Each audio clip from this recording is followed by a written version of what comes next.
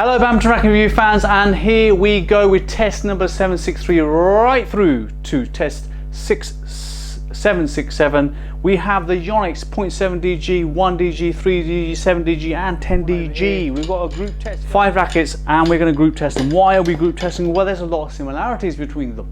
They're all 4U in weight. They're all maximum string tension 35 pounds. They're all G5 grip and they're all made in Taiwan. The only key differences between these rackets is there's a slight difference in the racket design, the actual design of the racket, and the shaft stiffness, highlighting a lot of differences in how they play. Availability, we will try and bring in the 7DG because it performed really well. We already stocked the 10DG, and despite it having a moderate score on the E zone, it actually is a brilliant racket to play with. The 0.7, 1 and 3 DGs we will not be stocking. They are only available in Asia. So manufacturer specs, well, you just heard it all from me there. They're pretty much the same balance. Well, they're all head heavy, they're all 4U, they're all G5, they're all made in Taiwan. Okay, so shaft stiffness is the only differences, and Yonex doesn't tell us what that is. So here are the E zone specs where you can compare the specs of these rackets like for like. You'll see on there that the 1DG, the 3DG are quite stiff rackets, and all of them are stiff, but the 1 and 3 are the the 0.7 and the 3DG are the stiffest of them all. In terms of design, it's quite hard to show you all 5 rackets, so we're going to show you some very quick clips, 3 clips of each racket, see which ones you like. Personally, they're all very similar. I think that the best job has been done on the 7DG and the 10DG, but take a look at the design and see what you think for yourself.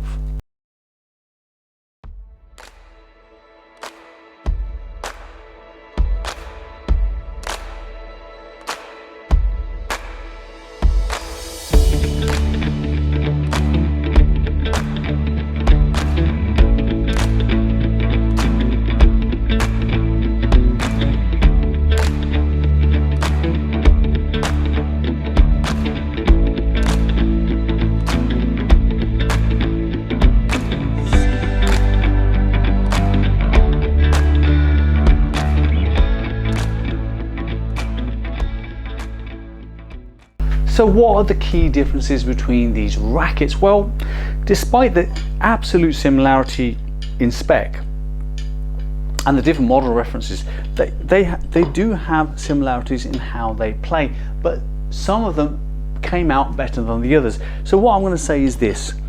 To conclude which one you should choose out of these, the 0.7DG doesn't represent very good value for money. It doesn't perform better than the Astrox DGs, is harder to use, and doesn't have any particular outstanding traits in terms of usage. So we're going to discount this and give this the thumbs down because it's not as good as the other Astrox rackets in the group test here. The next one, I'm just checking my computer system here. The next one we're going to talk about is the 3DG, because the 3DG, although it's quite a nice design, looks good, doesn't feel too bad to use, feels fairly quick in the air, it didn't quite deliver in any area, overhead, smash, drive, as well as the other ones did. So it leaves us with 3 rackets to choose from, the 1DG, the 7DG and the 10DG. The 1DG, when you play with it, it does offer very good overhead shots. Just checking my chart, here's a lot to remember with 3 rackets. In actual fact, it offers good control, good drive, and we also had it down as offering very good repulsion. It does all of that stuff really well. What I didn't think it did very well was be very stable on impact. It's not the easiest racket to gain good control of when you're on a someone's been smashed and you're trying to touch the shuttle back so it's nice and tight. Control from the back is very good, control at the net is very good. Overall, the 1DG is worth looking at, and it can deliver a pretty big smash, okay?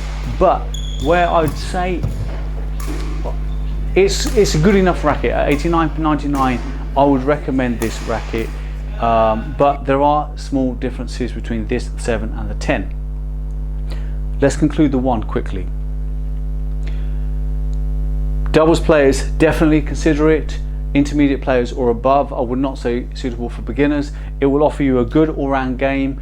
It's a sturdy racket, massive tension, and £90. It's a good racket, and it's made in Taiwan, so superb quality.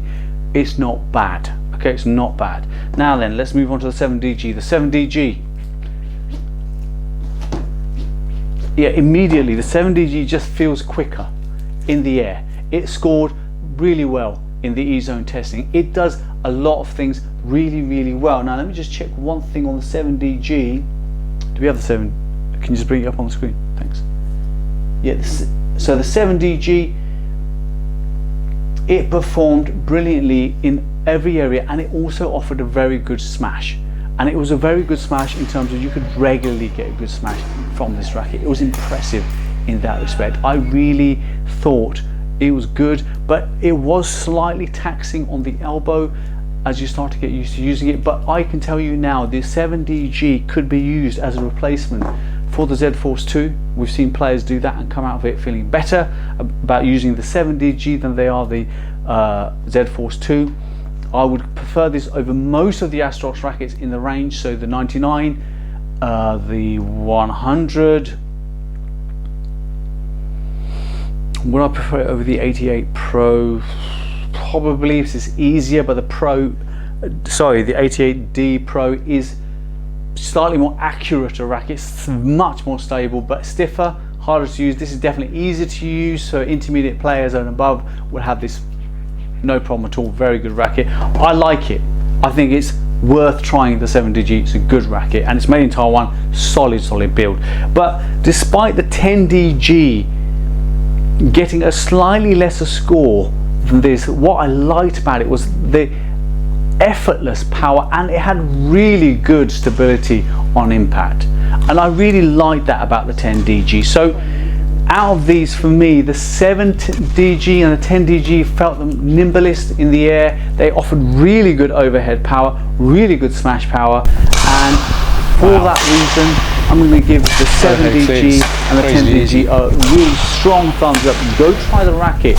You will find that spending the extra £70 on a top of the range Astrox 99 Pro or the 88D Pro isn't going to be worthwhile once you try one of these. These just feel that much quicker, that much livelier. They're worth trying. I thought they were great. Thumbs up for doubles and mixed doubles, not so much for singles or beginners. Everyone else, definitely try them. And the 1DG, just a little bit sluggish compared to the others, but certainly a usable racket, certainly a good racket. I would avoid the 3DG and the 0.7DG, just not easy enough, and at £90 there's just too much else out there for you guys to try. Now, keep up the love, keep up the likes, keep up the subscriptions. We love all the comments, we love all the emails. And if you want to get in touch with us and you want to inquire about a racket, WhatsApp is the best way to do it. The number's on the screen.